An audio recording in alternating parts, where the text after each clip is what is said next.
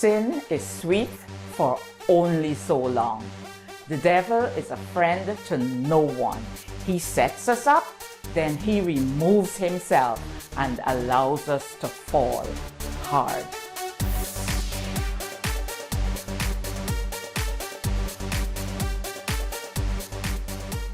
I'm Fiona Harewood, author, speaker, and life coach. Can you imagine we've come to the final week of this year's observance of Domestic Violence Awareness Month? As promised, so far I've been able to equip those who are single and have not given up hope of being in a romantic relationship with 7 of the 10 principles I'm presenting for how to steer clear of toxic people and unhealthy relationships. We explored loving yourself, knowing your self-worth, commanding respect, looking out for those red flags, realizing that being in a romantic relationship is not a necessity, going with your gut, and seeking premarital education or premarital counseling. This week, we will wrap up with our final 3 principles. So let's continue with principle number 8, give it time. I cannot rewrite my story, but I believe having walked the road of abuse, I can shed some light on the topic for you. At age 15, I met the man who would eventually become my first husband. I wish I had listened then to my parents when they said, "It's not time to have a relationship. Concentrate on your schoolwork and pursue a career." We had met about 3 times before, and he told me that he loved me. Neither of us gave ourselves time before our association transitioned to a romantic relationship. Had we given ourselves time, gotten to know each other, done things together and separately, maybe our lives would have turned out differently. It's possible that we may not even have gotten married because we might have sensed our incompatibility. This reminds me of Psalms 123:2, which says, "But they that wait upon the Lord shall renew their strength. They shall mount up with wings as eagles. They shall run and not be weary. They shall walk and not faint." We cannot go wrong with God's timing. Marquise Payne, freelance writer, poet, and mindset coach of the Teen Mag, he said, "Time isn't working against you when finding a life partner. You want someone who will be there for the long haul, through thick and thin." He alluded to the fact that many of the relationships we have in life are only for a season or a reason. And that experience we have with another person is meant to teach us a lesson. Payne advised that you should allow yourself to keep a loving detachment, love fully, and do not be afraid to lose. Those who can stand the test of time with you will be the ones you hold dearest. He counseled that you should have fun during these years of self-discovery and connect with people who make time stand still.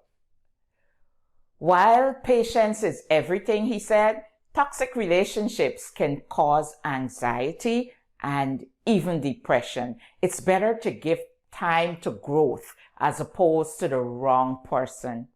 Use your time to deepen your personal values, align with your vision for life. This will attract a partner compatible with your lifestyle. So give it time. Principle number 9, set clear boundaries. Great relationships have boundaries. According to the mental health professionals at CIMI Psychological Group, a team of licensed therapists serving the Simi Valley area of California, if you don't know what a boundary truly is, you will never know how to enforce it. A boundary is a limit you set with others that determines how you will be treated in the relationship. The National Domestic Violence Hotline tells us that a healthy relationship starts with mutual respect, and that includes respecting each other's emotional, physical, and digital boundaries. It's also important for partners to recognize 3 elements of boundary setting. 1, know each other's concerns, limits, desires, and feelings, and be prepared to respect them. 2, setting boundaries can be an ongoing process in a relationship. And note that as situations change in your lives, boundaries may change as well. And 3, you must have open conversations about boundaries.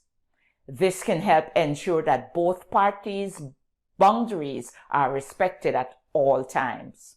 While there are various types of boundaries, we will examine 3 for this presentation.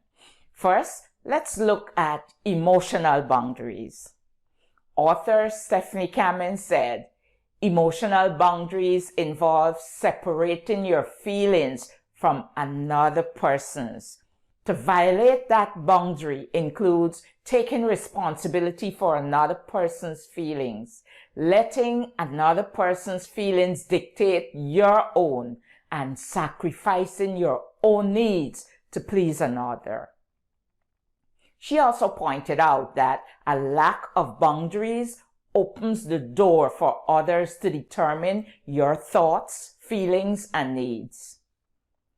Defining boundaries is a process of determining what behavior you will accept from others and what you will not.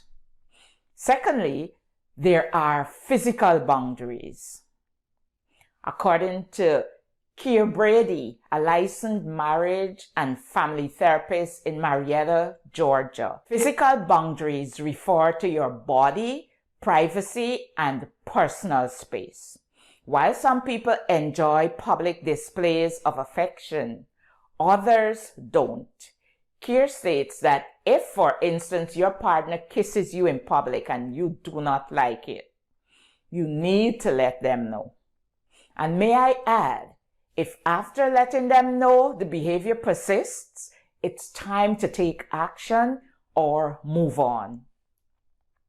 You may recall about 2 videos ago I shared with you details about a relationship in which I was involved. The man dumped me, then ended up in prison, only to waltz right back into my life after his release. Since he gained notoriety as a result of shooting his wife, he used me to prove that he could still have a woman in spite of his atrocities. He would insist on giving me a ride home after work and made stops at various places along the way. He would then introduce me to his friends and acquaintances and would make intimate gestures like kissing and hugging me in public. I felt embarrassed and asked him to stop, but he didn't. I recall instances when people saw us and said out loud, "Don't let him shoot you like he shot his wife." Talk to me about wanting to leave a relationship but feeling trapped. I do understand beyond the shadow of any doubt when others find themselves in similar circumstances. Had I set boundaries initially, I wouldn't have found myself in those situations. And thirdly, digital boundaries. The Spence Counseling Center, a faith-based mental health organization, explains that digital boundaries pertain to how you interact with the digital world, such as social media. You should share your feelings with your partner on when it is okay to post, tag, or text before sharing, and respect those digital boundaries. So remember, in setting boundaries, you're ensuring that you're doing what makes you feel comfortable. These actions must be reciprocal, as you must also respect your partner's boundaries. And now for principle number 10, selecting the right person. You will agree that selecting the person with whom you will spend the rest of your life is a critical decision, right? If you seek God's guidance in this area and ensure that He is the one leading you, you will not go wrong. But in order for Him to lead you, you must be in sync with Him and His Holy Spirit. You will be on the right track if you and your partner love the Lord with all your heart, all your soul, and all your might. And that's Deuteronomy 6:5. I'm not sure what to say to those who don't believe in God. I guess it's a risk you will have to take.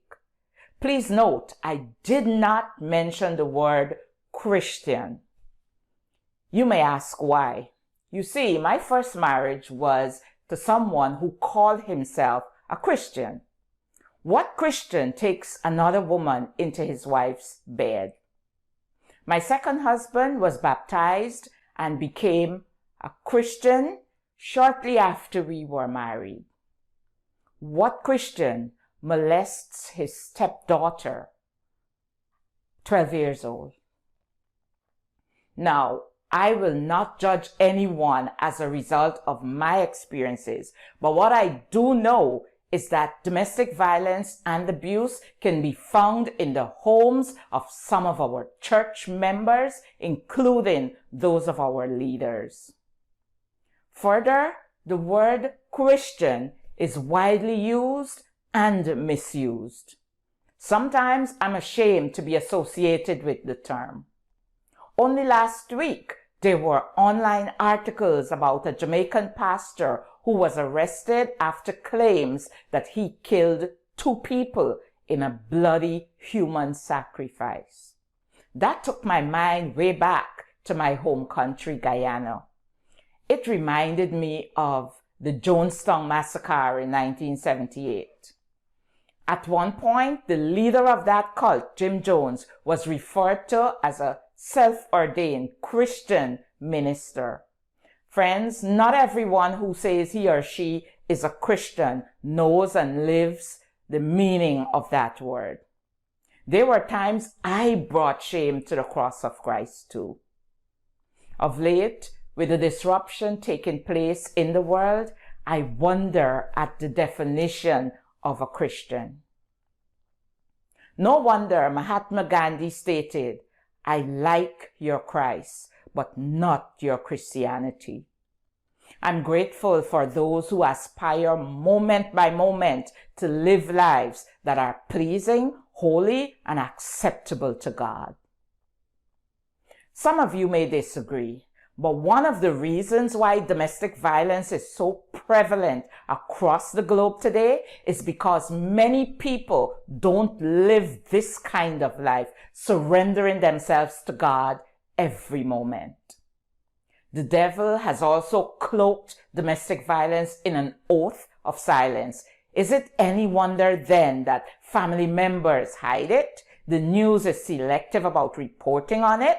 Victims are either ashamed or afraid to reveal it. Social media blocks it. Churches ignore it, and the judicial system minimizes it. No, it's no wonder. And the quicker we recognize that this is a demonic force in control of the world, the quicker we will run to God for deliverance. He's the only one at whose feet demons tremble. Oh, that our churches would preach the word so that people will see their true states and run to God for help. We also have to realize that making bad choices in relationships can come at a tremendous cost. I will use myself as an example. Again, I'll reference the video in which I mentioned my relationship with a married man. The same man who dumped me, shot his wife, and himself, then walked right back into my life. That was a place I never should have been.